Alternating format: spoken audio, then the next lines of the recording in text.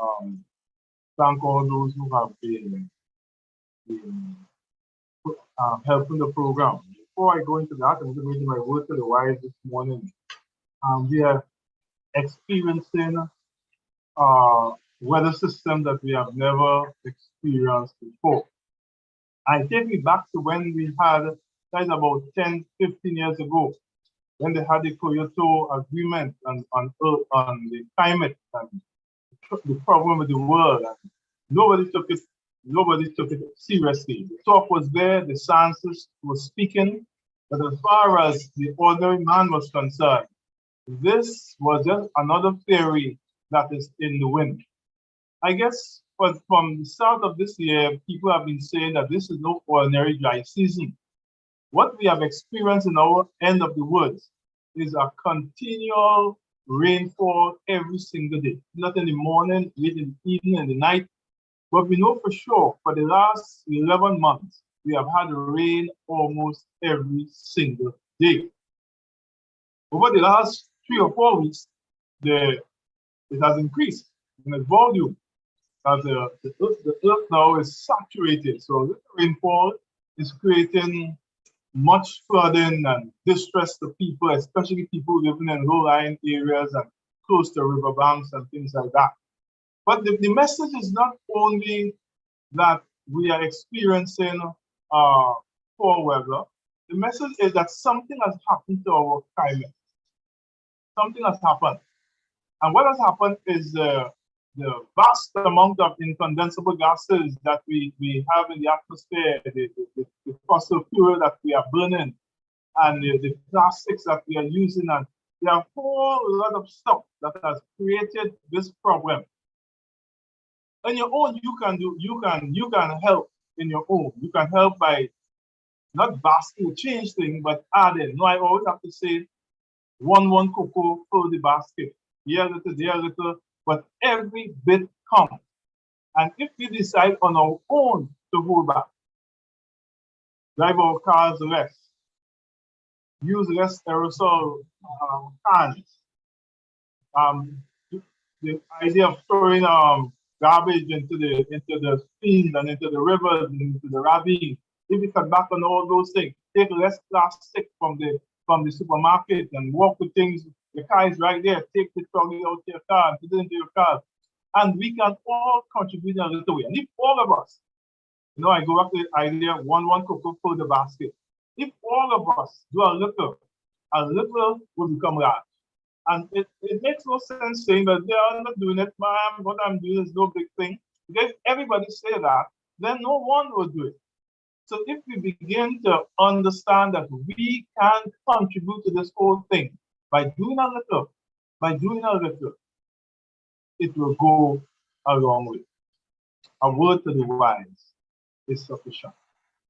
Now this morning, before I begin my guests, I want to say that those who have been supporting the program, I am thankful. And because of you, we are still here. After 21 years in different legislations, we are still here. In fact, my brother sent a flyer for me that was about 30 years old with the same name, Victorious Lifestyle. I did an outdoor program for Victorious Lifestyle. And to tell you how long this journey has been. And there have been some who have contributed meaningfully, magnificently to this journey. And I just want to call a couple of people, who has been from time to time being contributing to this program. And I want to tell you I thank you very much. Brother Rooney out there, he's my brother from on the Murder Road. And from time to time, Brother Rooney will do this.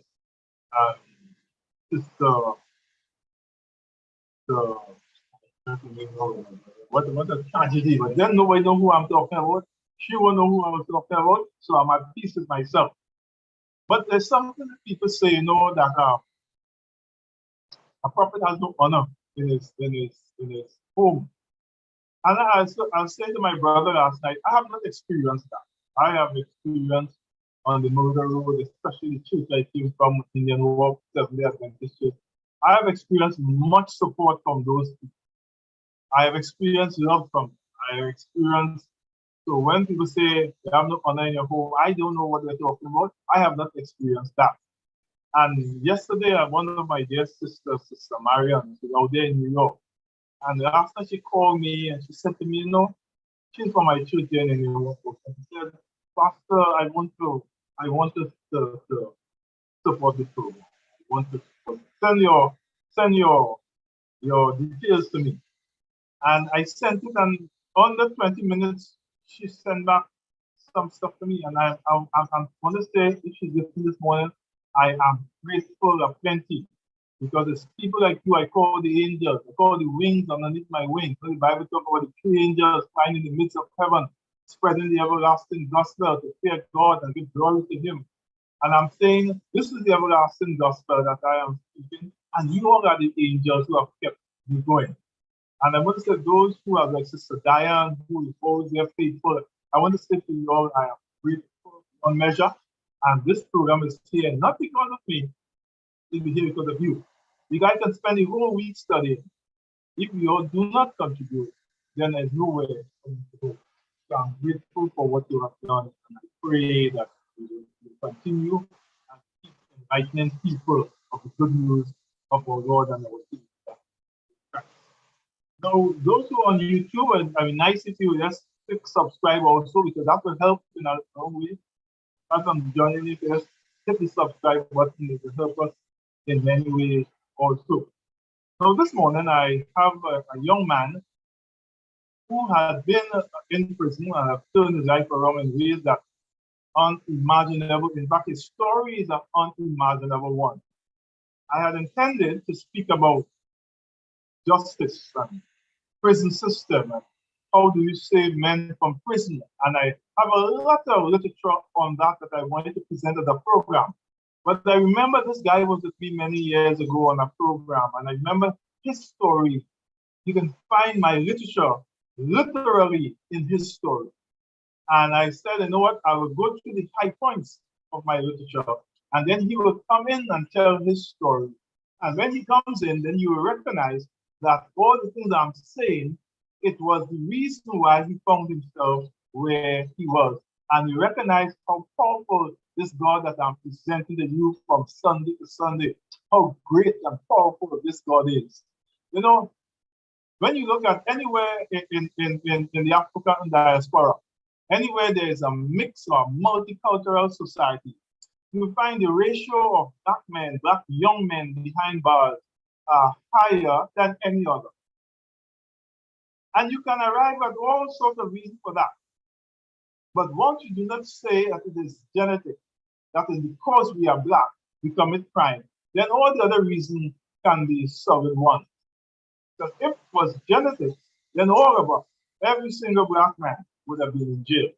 So because it's not genetic, because there's something that is happening that is creating that, then we need to understand. Because to understand what is happening will put us in a better position to appreciate and be less judgmental and less condemnational about what is happening. No, slavery is at the heart. I know that's what I said, slavery there. Some folks will say, well, after long, I said, almost slavery, yes, because slavery carries what we call socialization. And because of slavery, the family, the Afro family, as they were forced all over the diaspora, the Afro family was emaciated. The culture was taken away. The religion was taken away. And everything that made a man to take care of his family, to pass on those values, those things were taken away. You see, you are socialized to be who you are based on family is the primary form of socialization. And then it's environmental too, what you see, what you hear. But primarily, it is the family. So if that is destroyed, the problem that you have in being able to fit into that society and that societal structure that is a given will be much more difficult. And you say, what? But how come some people do not? Because you are not only socialized by the family, but you are socialized environmentally also. So there are some people, based on the family tree, based on the family structure, based on the wealth, the food that they're eating, based on their health, based on that idea of religion, are able to look around them and make certain choices. While there are others who are found themselves in a family of mal indoctrination, find themselves harder for them to be able to do the same thing.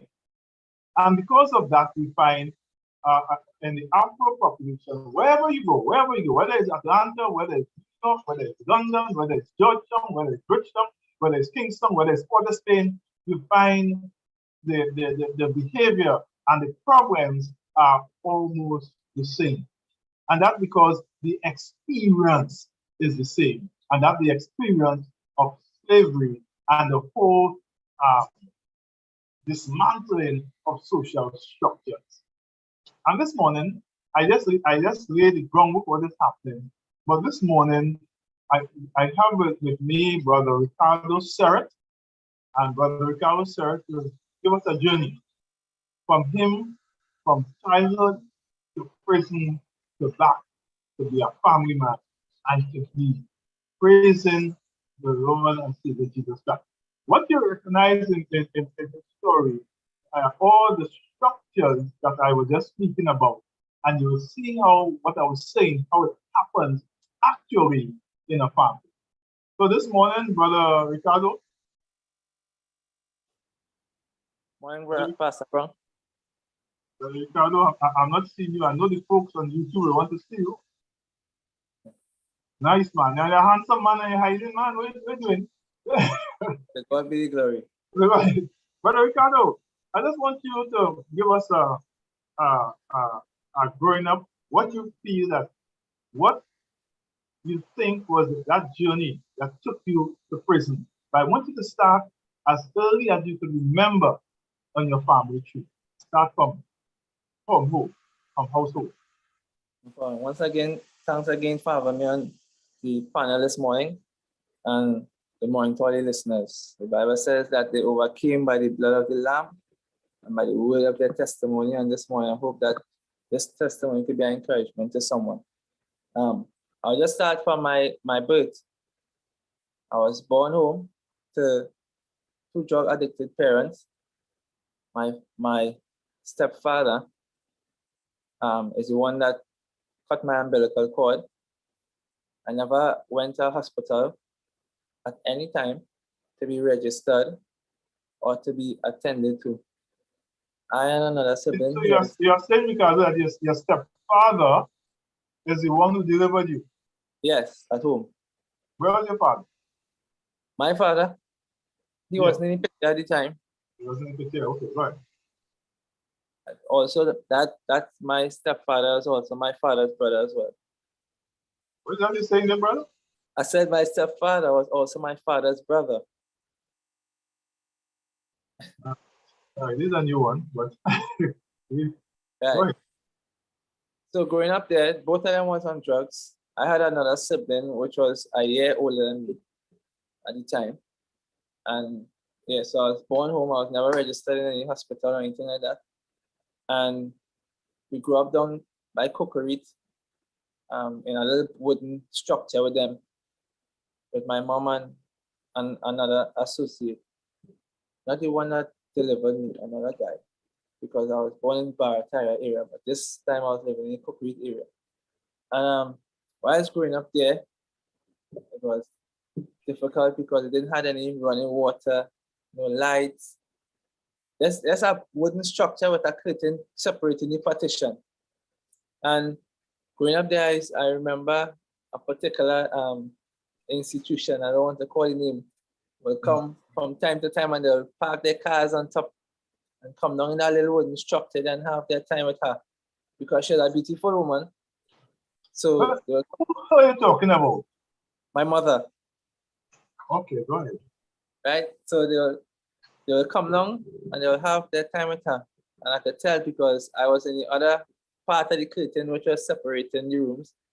And sometimes in the night, one candle is lit. You know, you can see the different shadows and the different positions that taking place and the different noises. And that went on for some time. And that I grew with a dislike for that particular institution. I must say plain. It was at the police service. I hope I was when you do that. Go ahead. Because it's policemen that used to come. Because at one point, they could say that little structure there was like a police station. For men will come and park and they'll come and have their time and they'll leave. And my mother, she had 2 pairs of shoes that she used to tell us that her high heel shoes is when she going down the road to come back, and her flats is when she going to hustle, right? So one day, mommy put on her flats and she said she going down the road to come back, she going and hustle. And one day passed and mommy didn't return. Second day passed, mommy never returned.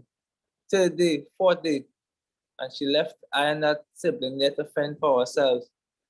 What I used to do, we used to catch fish down by the beach and cook with there. And whenever we catch fish, we'll wrap it in fig leaf and we'll make a wood fire and we'll roast that to eat. Or whenever old provision wash ashore, we'll take like an old clim pan, but we didn't have any pots or anything like that.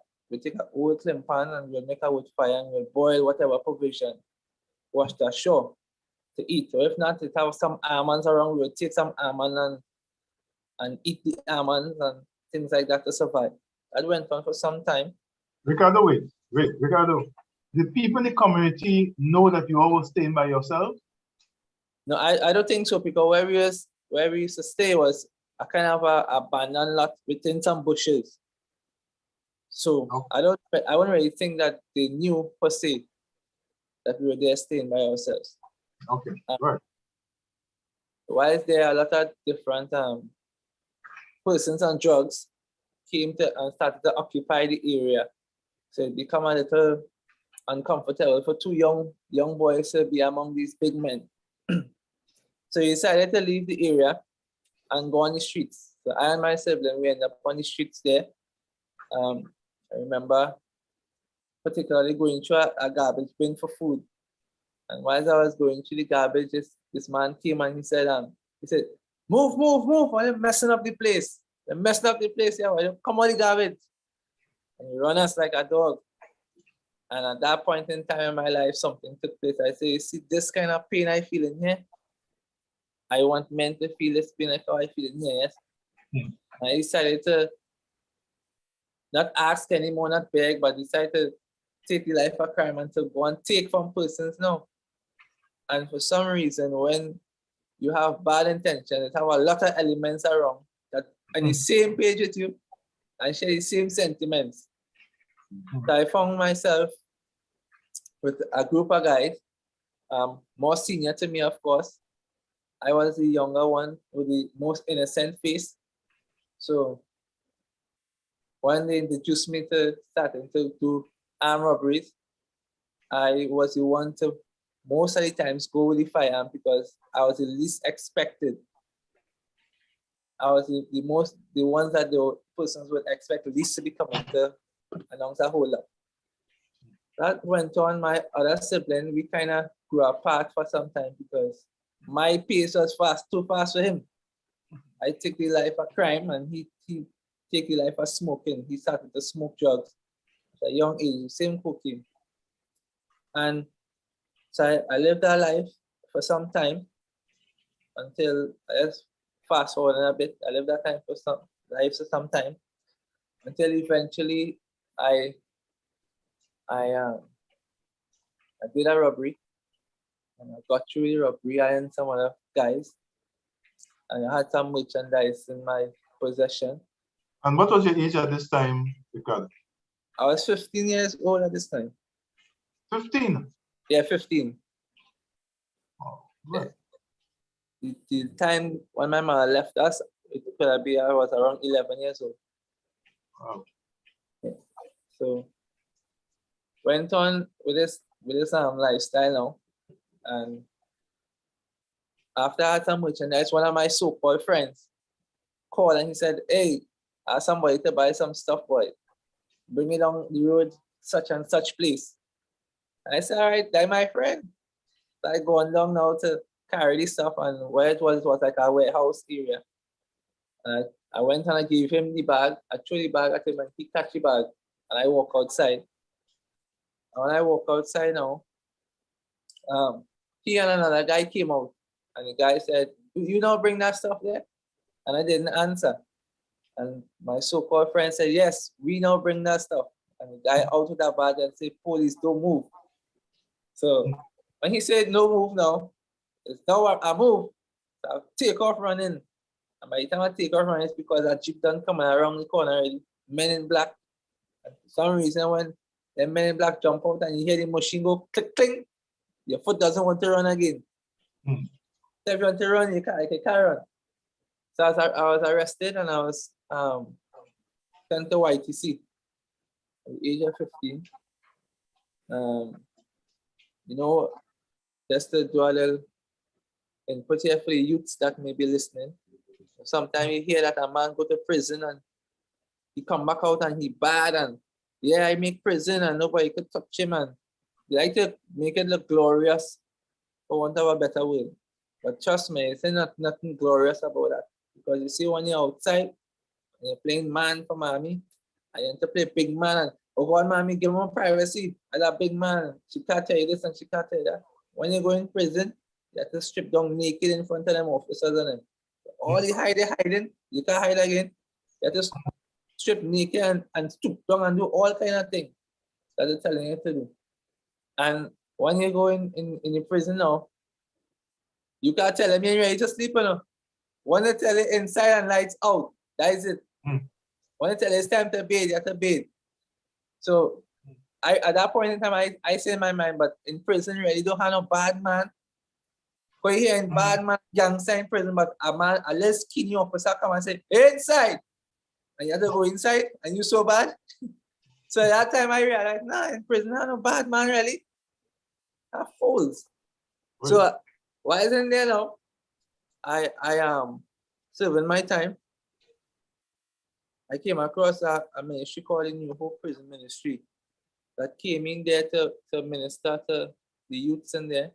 But they didn't just come with the word of God, but they came with toothbrush and toothpaste and toilet paper, rags and soap and deodorants, necessities that a lot of men don't have the opportunity to have in there. Because in my case, I didn't have anybody to visit me. Right? So I alone. So I was thankful for that, and they came and they told me about the word of God. And I really didn't want to hear nothing about no word of God, to be honest. I just wanted the stuff. So I remember the guy by the name of Richard Barker, he came and he said, all those who don't want to hear what I have to say, get up and leave. And he laughed when he said it. But I was angry because I'm in prison. I can't leave if I want to go and leave. You know, so I say like this man and keep showing me. I said, nothing. I'll wait for him whenever I come out. I must see him again and I'll deal with him. All right, so sir, done. After I served my time, I came out and get 300 and something hours community service to do. And I came out and I remember walking up 6th Avenue. I saw the same brother Barker walking up 6th Avenue, and I run up behind him and I said, all those who don't want to hear what I say, get up and leave now. He stopped and he freeze. I remember he freeze and he turned around and he grabbed me and embraced me with a hug one time. I don't know if it's because it was a belly hug or if it was a safety tactic in case I struck. He hold me one time. And nonetheless, he hold me one time and he said, brother, I'm glad to see you out. I'm glad to see you out. And he invited me to church. And I left. I remember leaving there. I didn't bother to do anything, but I left there feeling strange because of this hug and this embrace. I was not accustomed to this kind of brotherly love. So I was thinking in my mind, like, upon he gay or like he like man. Yeah. You know? So I left there feeling that kind of way. And then I left there. I said, no, I had time with no church. I going back, living my life and doing what I'm doing. Until I met this young lady. And she came and she invited me to church. And she said, yo, come. I said, I come in any way for you. Oh, yeah.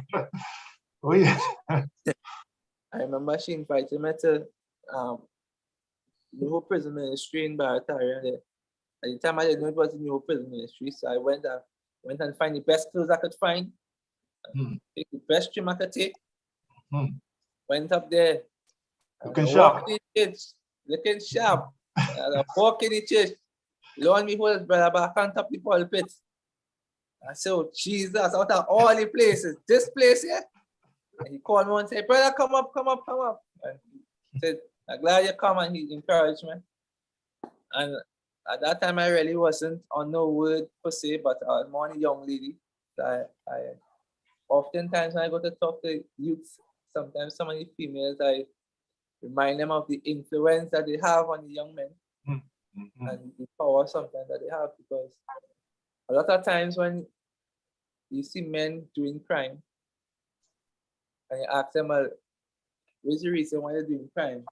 Apart from saying, well, I ain't had nothing and my mother never gave me nothing and my father never gave me nothing, is because they want to look a certain way and impress girls and they want to have certain things, right?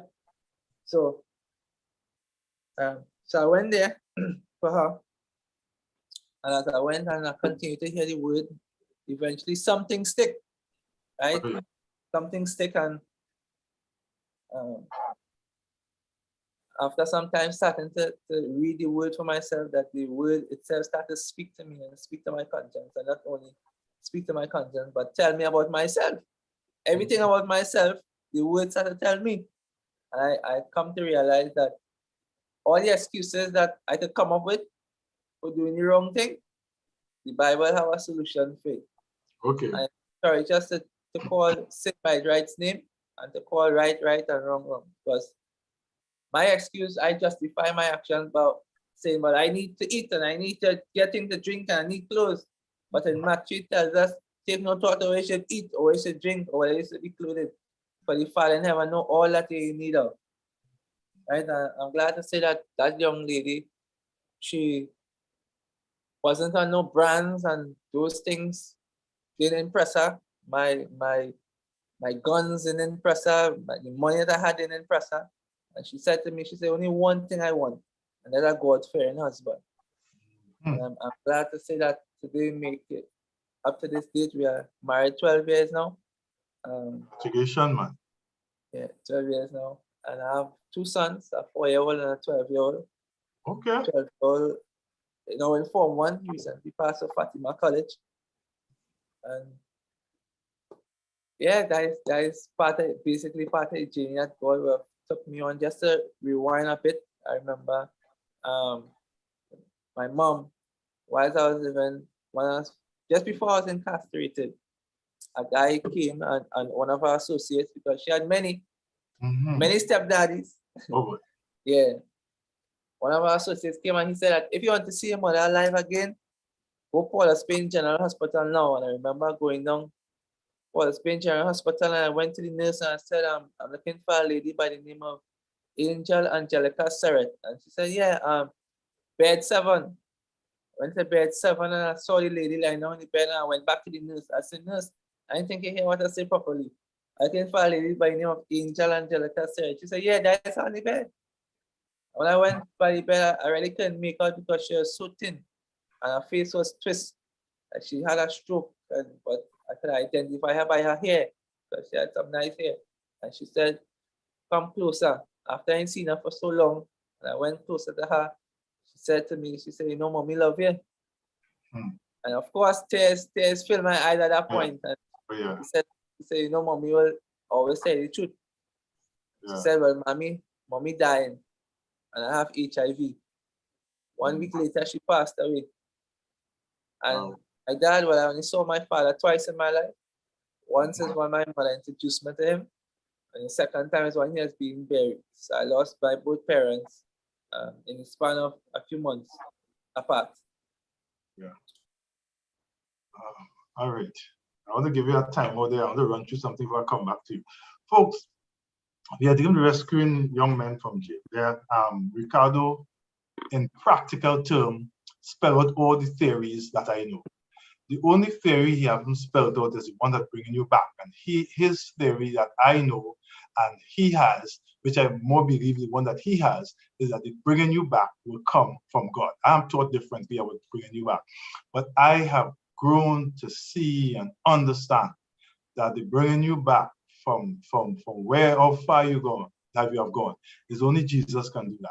You can go through the whole ideas of Gardner and Lombardo, and all these fellows have the ideas about how you get back. I'm saying practically, I am putting aside that all those academic theories now and say to you, and I'm not alone in this. I remember at St. Anne's Hospital, Dr. Parasram said that all the things that they do at the hospital, he said the only evidence they have that is working is the religious intervention. And I have come to accept that and embrace that, regardless of what I know, because of what they say. I have come to accept that the issue of Jesus coming, bringing people back from the pit is really true. People have changed their lives over and over. Will say that to you. Now, there are certain things that will lead a young man or a young person, and especially in the Afro community, down the pits that take you into the calaboose. And that's the family structure. First, to begin the family structure. What you heard from Ricardo this morning is a totally dysfunctional sort of family, if you want to call it that. To be on his own at 11 years, I'm saying it is a recipe to take him where he went. And folks will say, well, he had choice. No. People like saying that we can choose. No. Your choice is something you learn to do also. You're going to make good choices. You're going to make bad choices. If you grow up in a home where bad choices are being made and everything seems dysfunctional, those are the lenses that you will see the world through. And that's how you will make your choices also, through those same lenses. If you grow up in a home where good choices are being made, where you get your lunch and your breakfast and your supper, where you have clean clothing, where you are going to a good school, where you see your father and your mother, you will make better choices. I'm not saying you will never make a bad choice, or you could not end up being in prison also. It happens, but it's not the mean or the medium. That is way on the outskirts that will happen. Most likely, if you grow up in a stable environment, that's how you make your choices. When he said that the place became a drug-infested den and men came looking for jobs, he's speaking to what we learn in sociology about that the environment impact on a community. That's why I stopped and asked him. The community knew he was there, because they talk about restorative justice there. But he said they were not aware. But the issue was the environment was conducive to the behavior that he ended up behaving. He wasn't aware that he was learning these things. As far as he's concerned, it was a fight for survival. But what was really happening was learned behavior was happening to him. You know, sometimes we say, people love saying generational curse. It doesn't have that. It has generational learning. If I find myself in an environment where things are bad for the family and we are using shorthand methods to get through, these are things I will learn, and I will pass that on to my children, who in turn pass it on to their children, who in turn pass it on to their children's children, and that's how things are passed on. Unless there's an intervention, these things will pass on. Ricardo's intervention was meeting that young girl there. She's a young friend of mine too. She knows me. She never tell you that she knows me. Of course, very well. So that was the intervention that came into his life. And that stopped the course from him passing on what was passed on to him to others. But if this intervention did not happen, Ricardo would have come out of jail and returned to jail, and come out of jail and return to jail, because that's what he knew. And most of the things that we do is what we know. It means, therefore, how do we rescue young men? Is that we as a community, just as it's done in restorative justice, we as a community must come to the place to understand that we are responsible for our brother. When God asked Cain, where's your brother? He said, am I my brother's keeper? God was telling him that you are your brother's keeper. I cannot walk away when someone is crying. He said, you cannot say you love me when someone is hungry and hurting and you're not taking care of them and you say you love me. What we need to do as a people is to reach out, and the signs are always there. There's no magic who ends up in jail, friend. The signs of those who end up in jail is there from in the home. That's what it is. So we can look around our neighborhood and have a good idea what is going to happen and who it is going to happen to.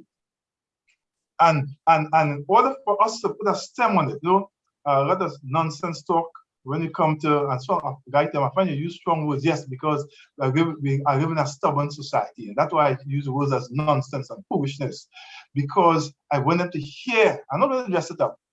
I know we are living in a time when everybody feel the way to stop fellas from killing each other is just hanging people.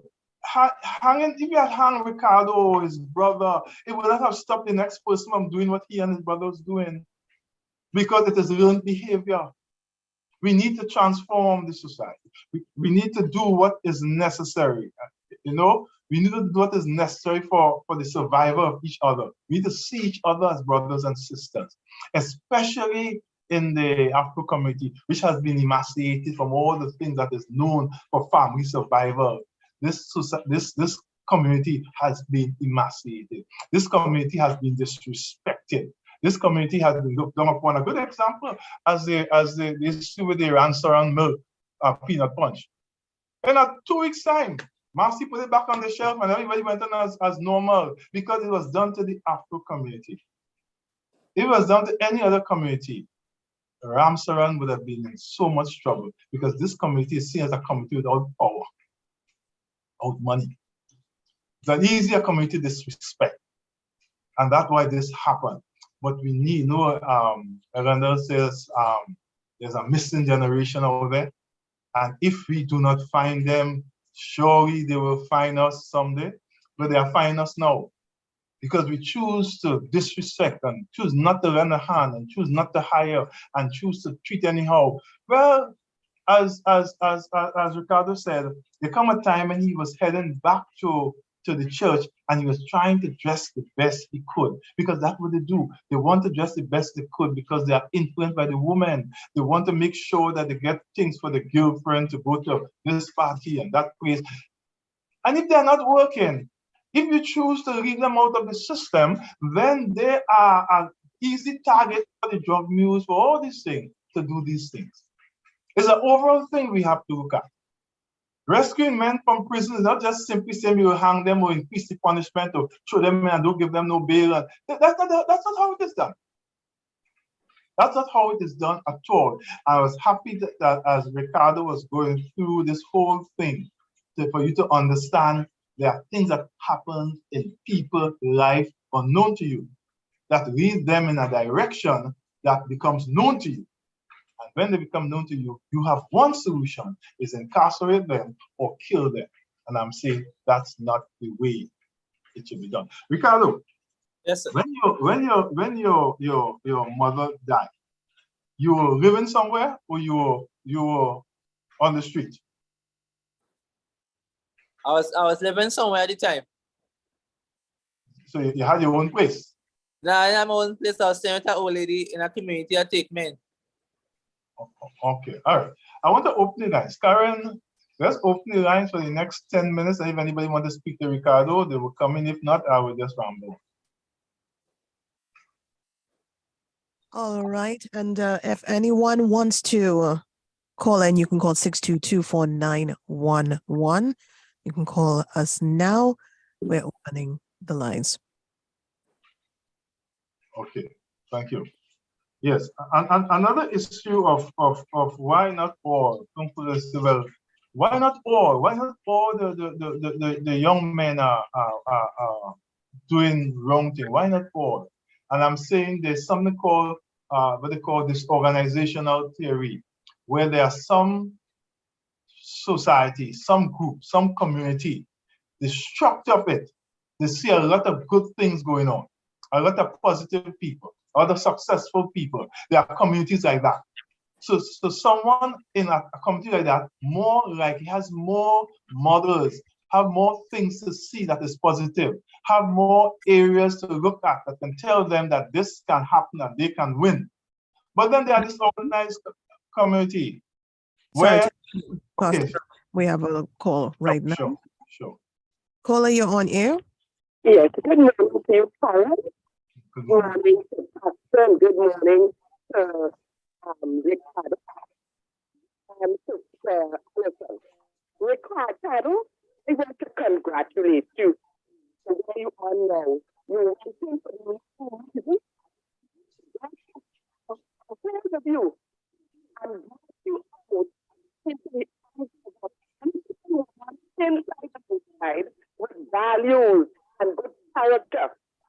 And now you have new sons. You are responsible for them. And I know that your son has made you proud. He has passed him to college.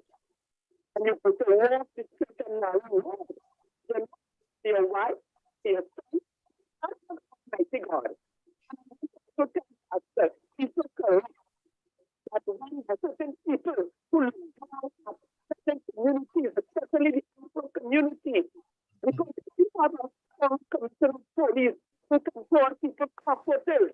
God created comforters and all this kind of thing. Why? Instead of trying to woo them and bring them and speak to them and comfort them and mentor them, you call them cockroaches. So I want to commend you, Pastor. You always try to bring the truth and try to give a wake-up call to Trinidad and Tobago. Thank you so much in the name of Jesus.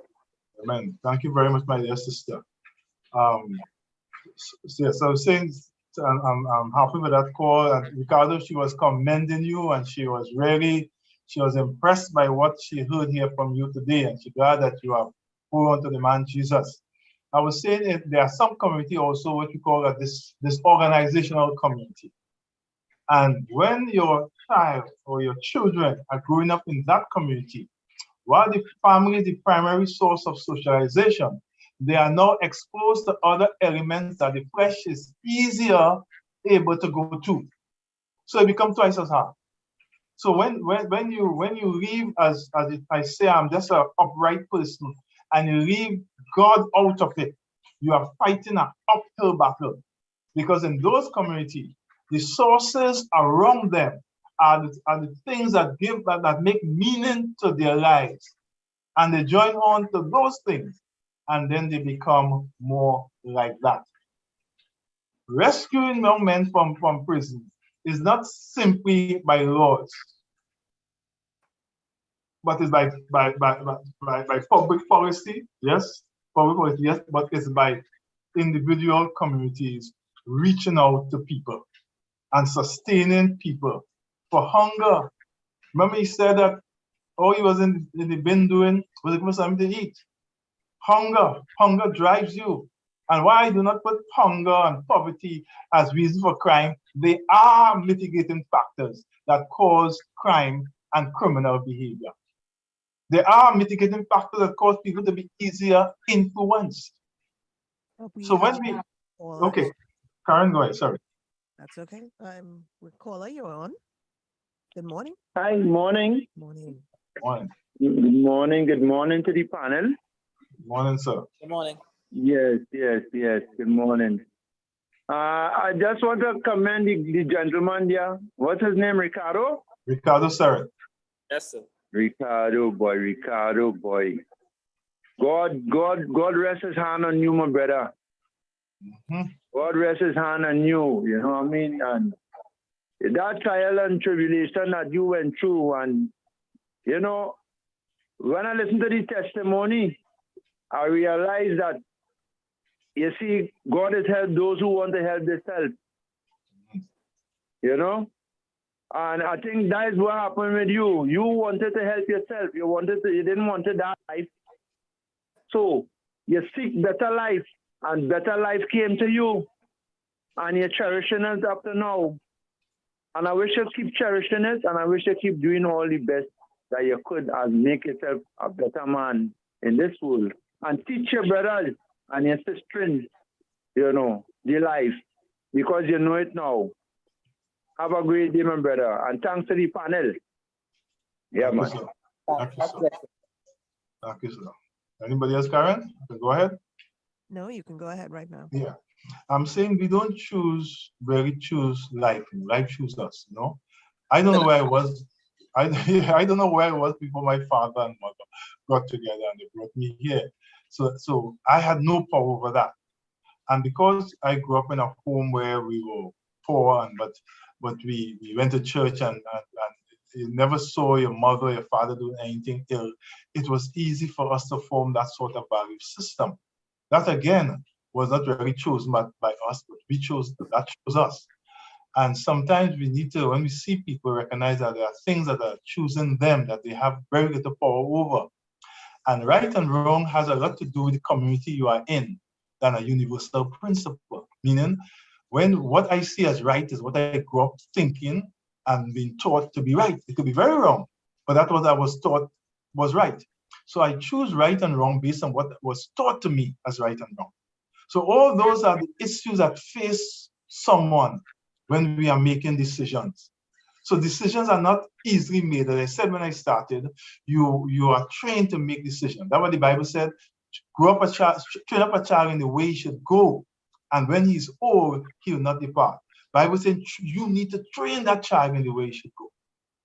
And it is only when you train him in the way he should go, when he's old, he will not depart. So if you do not train him in the way he should go, when he's old, he will not depart from that very training that you train him in. It should be a wrong training.